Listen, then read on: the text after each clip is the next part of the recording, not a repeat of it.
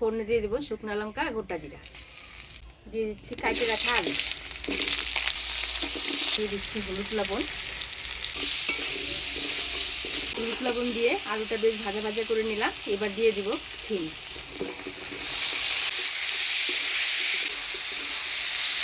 আলুর সাথে শিমটা ভালো করে নাড়াচাড়া করে নিলাম। এবারে দিয়ে দিব বাটা মশলা, আদা জিরা লঙ্কা বাটা, সামান্য জল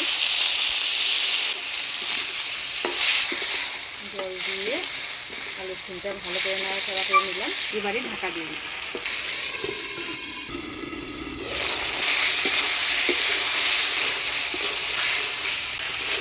মশলার সাথে আলু শিমটা ভালো করে কষিয়ে নিলাম। এবার জল দিয়ে দিই।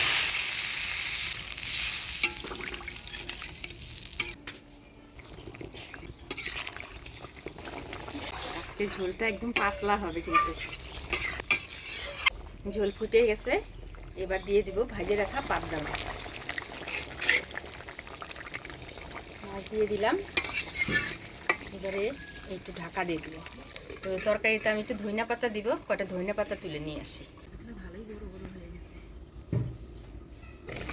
দিচ্ছি ধনিয়া পাতা।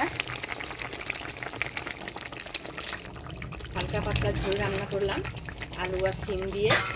এবারে নামিয়ে নিব।